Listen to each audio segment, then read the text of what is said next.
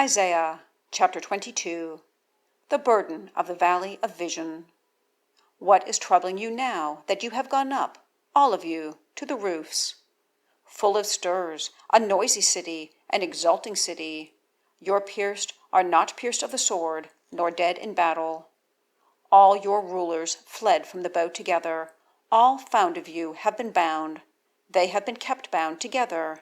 They have fled far off. Therefore I said, Look away from me. I am bitter in my weeping. Do not hurry to comfort me for the destruction of the daughter of my people. For a day of noise and of treading down and of perplexity is to the Lord, Yahweh of hosts, in the valley of vision, digging down a wall and crying to the mountain. And Elam has carried a quiver in a chariot of men, horsemen, and Kir has exposed a shield. And it comes to pass, the choice of your valleys have been full of chariots, and the horsemen diligently place themselves at the gate. And one removes the covering of Judah.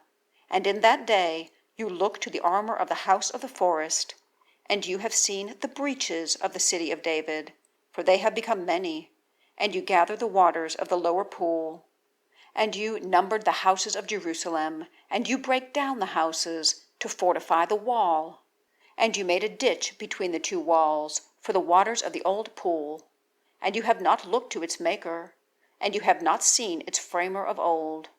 And the Lord calls Yahweh of hosts in that day to weeping and to lamentation, and to baldness, and to girding on of sackcloth. And behold, joy and gladness, slaying of oxen and slaying of sheep, eating of flesh and drinking of wine. Eat and drink, for tomorrow we die.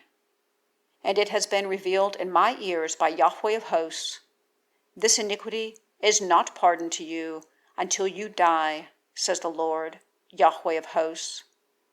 Thus said the Lord, Yahweh of hosts, Go forth, go to this steward, to Shebna, who is over the house. What are you doing here? And who has allowed you here, that you have hewn out a tomb for yourself here, hewing his tomb on high, carving a dwelling for himself in a rock? Behold, Yahweh is casting you up and down, a casting up and down, O mighty one. And your covering, wrapping around, wraps you around, O babbler, on a land of broad sides. There you die, and there the chariots of your glory are the shame of the house of your Lord. And I have thrust you from your station, and he throws you down from your office. And it has come to pass in that day that I have called to my servant, to Eliakim, son of Hilkiah. And I have clothed him with your coat, and I strengthen him with your girdle. And I give your garment into his hand, and he has been for a father to the inhabitant of Jerusalem, and to the house of Judah. And I have placed the key of the house of David on his shoulder, and he has opened, and none is shutting, and has shut, and none is opening.